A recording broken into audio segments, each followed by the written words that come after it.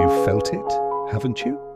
That moment when you spoke with clarity, when your intelligence cut through the fog of a conversation like light through darkness, and instead of recognition, you met silence, or worse, that subtle shift in the room, that almost imperceptible pulling back, as if your mind itself was somehow too much, too sharp, too present for the space you occupied.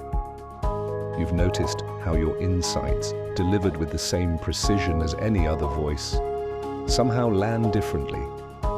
How they seem to unsettle rather than enlighten, how they're met not with engagement, but with a kind of careful distance, as if intelligence itself becomes dangerous when it flows through you.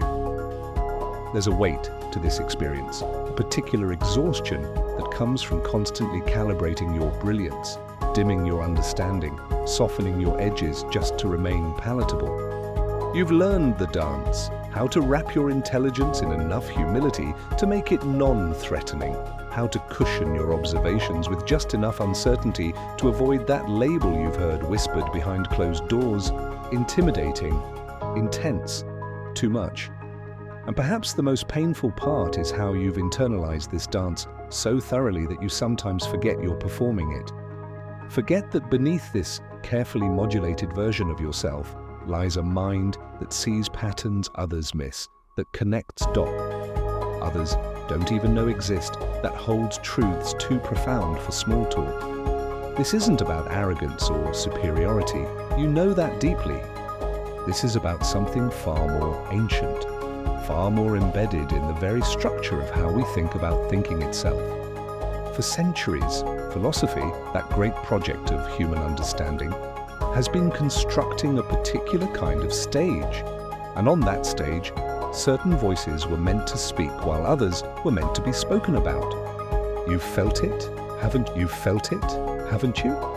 That moment when you spoke with clarity, when your intelligence cut through the fog of a conversation like light through darkness, and instead of recognition, you met silence, or worse, that subtle shift in the room, that almost imperceptible pulling back, as if your mind itself was somehow too much, too sharp, too present for the space you occupied. You've noticed how your insights, delivered with the same precision as any other voice, somehow land differently. How they seem to unsettle rather than enlighten, how they're met not with engagement, but with a kind of careful distance, as if intelligence itself becomes dangerous when it flows through you. There's a weight to this experience, a particular exhaustion that comes from constantly calibrating your brilliance, dimming your understanding, softening your edges just to remain palatable. You've learned the dance, how to wrap your intelligence in enough humility to make it non-threatening, how to cushion your observations with just enough uncertainty to avoid that label you've heard whispered behind closed doors, intimidating, intense, too much. And perhaps the most painful part is how you've internalized this dance so thoroughly that you sometimes forget you're performing it. Forget that beneath this carefully modulated version of yourself lies a mind that sees patterns others miss, that connects dots others don't even know exist, that holds truths too profound for small talk. This isn't about arrogance or superiority. You know that deeply. This is about something far more ancient, far more embedded in the very structure of how we think about thinking itself. For centuries, philosophy, that great project of human understanding, has been constructing a particular kind of stage. And on that stage, certain voices were meant to speak while others were meant to be spoken about. When Plato imagined his perfect world, he removed the body from it entirely, as if truth could only exist in pure abstraction, divorced from the messy reality of flesh and feeling. When Schopenhauer wrote about women, he didn't engage with their thoughts. He declared them biologically incapable of the kind of reasoning he valued, openly calling them defective with a certainty that would make your skin crawl. But here's what's remarkable. What should fill you with a fire of recognition? These philosophers weren't just wrong about women's capacity for thought. they were afraid of it. Think about that for a moment. Some of history's most celebrated thinkers built entire systems of thought specifically designed to exclude the very qualities that you embody, not because those qualities were inferior, but because they threatened the neat, controlled boundaries these men had drawn around truth itself. Nietzsche warned men going to women to bring a whip, not because women were weak, but because he sensed something uncontainable in feminine presence, something that refused to fit into his carefully structured worldview. He saw in the feminine a kind of chaos that didn't follow his rules. And rather than expand his understanding, he chose containment. You carry this history in your bones, in the way you instinctively lower your voice in meetings, in the way you preface your most brilliant insights with, "I might be wrong," but you've been taught, through 1,000 subtle corrections, that intelligence should announce itself differently when it comes from you, that it should arrive softened, apologetic, seeking permission rather than claiming space. The framework these philosophers created didn't stay in dusty books. It became the air we breathe, the unspoken rules about whose certainty sounds like authority and whose sounds like arrogance, whose logic is seen as pure and whose is dismissed as emotional. Carl Jung came closer than most to understanding what was really happening. He recognized that when we push away the feminine, not just in women, but as a quality of thought itself, we don't eliminate it. We drive it into the shadows of our collective psyche, where it continues to influence us in ways we can't control or understand. He called this the anima, the feminine aspect within everyone that holds our capacity for intuition, for emotional intelligence, for the kind of knowing that doesn't follow linear logic, but arrives whole and suddenly, like lightning illuminating a landscape you didn't even know was there. What Jung understood, and what you've probably sensed in your own experience, is that the philosophers who rejected feminine intelligence weren't really rejecting women. They were rejecting parts of themselves.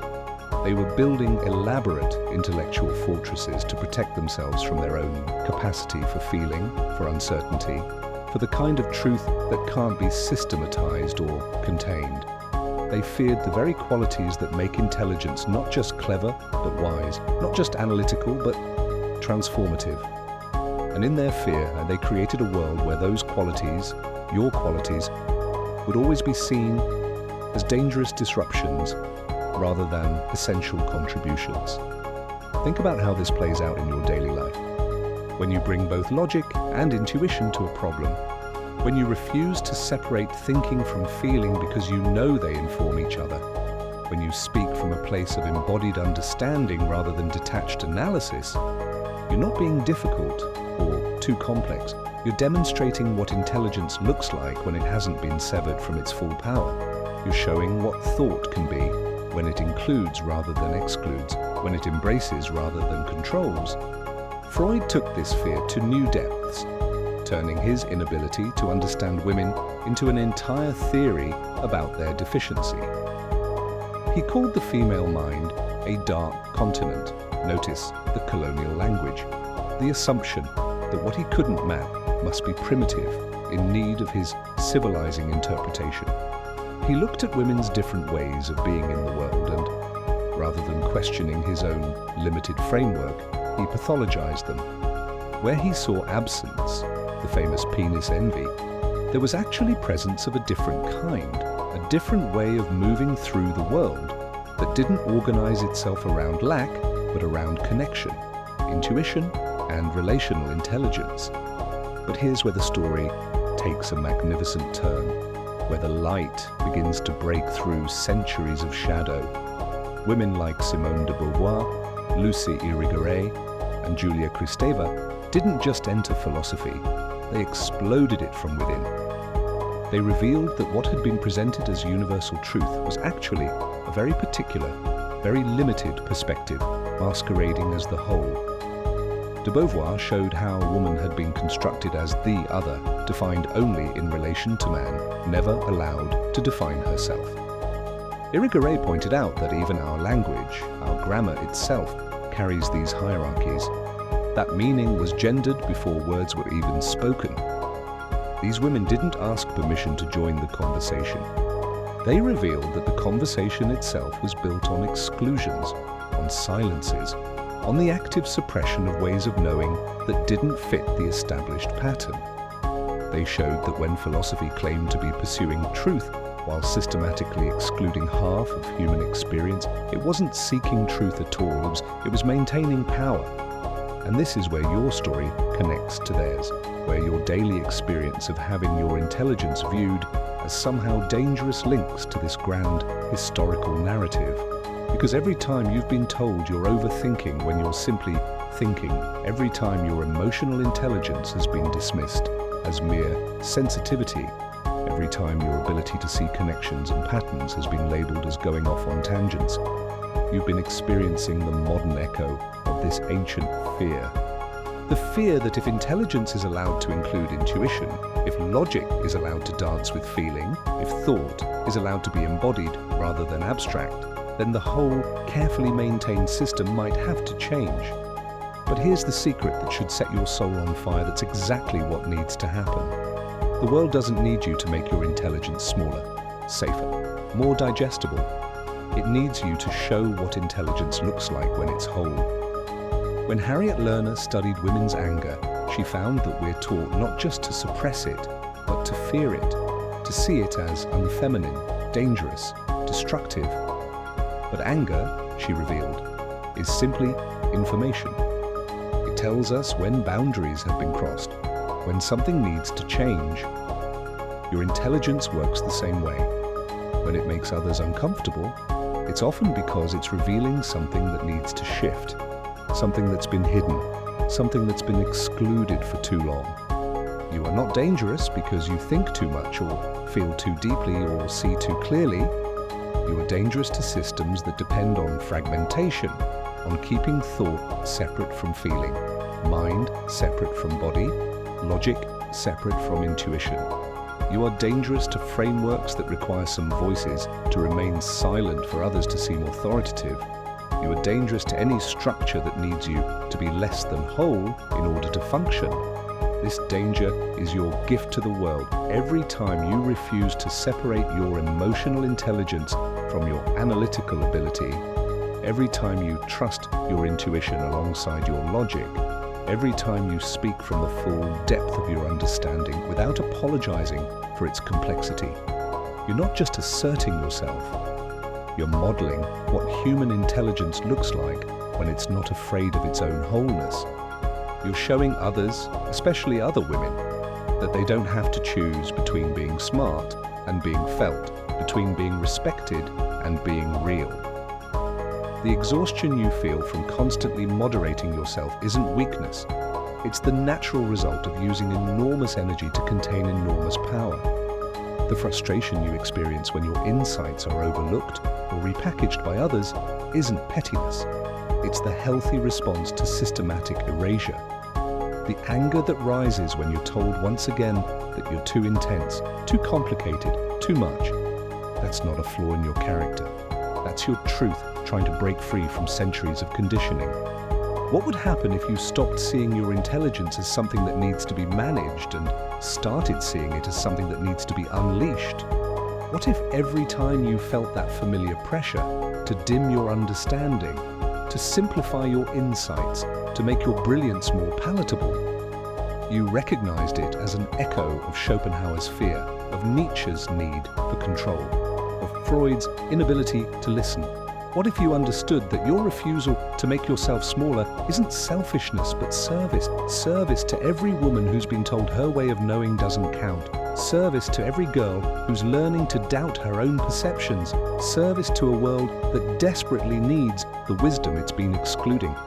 The philosophers who tried to contain feminine intelligence were building on sand. Their systems, no matter how elaborate, were always incomplete because they excluded essential ways of knowing.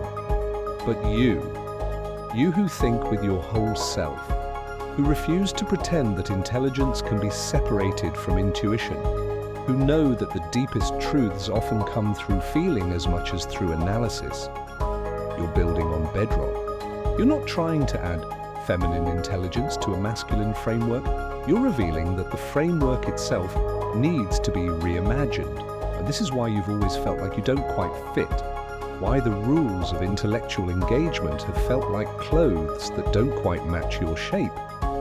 You weren't made to fit into a system designed to exclude you.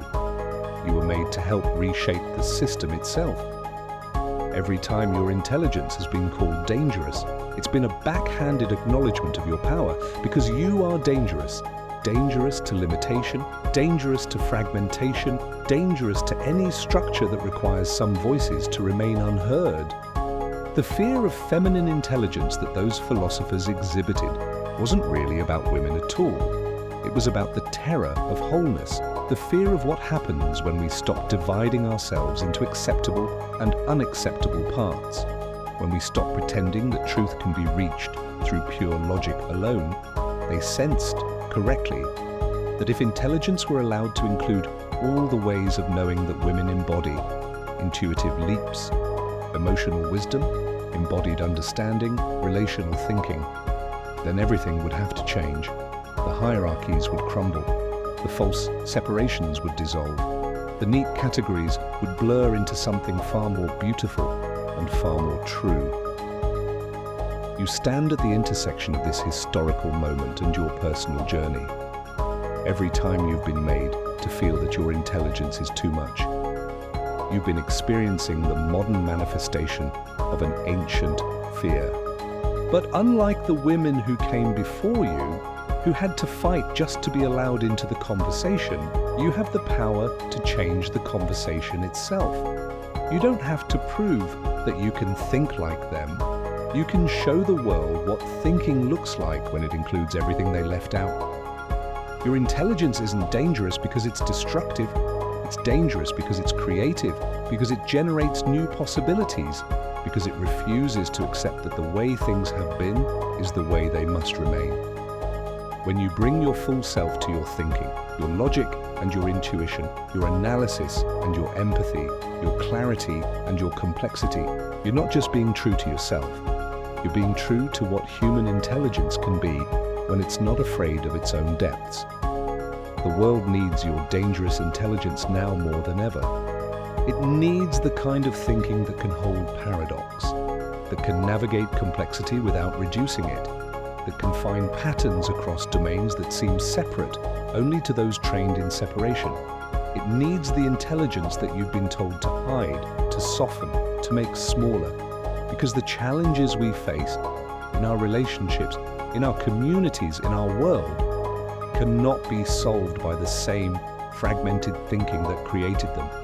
They require the kind of whole system intelligence that you've been carrying all along, the kind that sees connections where others see divisions, that feels truth as much as it thinks it. So let them call you dangerous. Wear it as a badge of honor, as recognition that your intelligence threatens structures that need threatening. Know that every time you're told you're too intense, too complex, too much, you're being told that you're touching something real, something powerful, something that scares those who benefit from keeping intelligence small and manageable and divided against itself. You are the inheritor of those women who broke philosophy open, who refused to be symbols and insisted on being voices. You carry forward their revolution every time you trust your own way of knowing, every time you refuse to apologize for seeing what you see, every time you speak your truth without wrapping it in false uncertainty. You are dangerous in the way that spring is dangerous to winter, in the way that dawn is dangerous to darkness, in the way that truth is dangerous to systems built on partial sight. Your intelligence is not the problem. It never was. It's the solution waiting to emerge, the missing piece that's been excluded for too long, the voice that can speak what others have been trained not to hear. So speak. Think with your whole self. Know with every fiber of your being. Be as dangerous as you truly are. The world doesn't need you to be safer. It needs you to be yourself. Fully, unapologetically, dangerously yourself. Because in the end, the question isn't why women are so dangerous in psychology. The question is why psychology has been so afraid of women.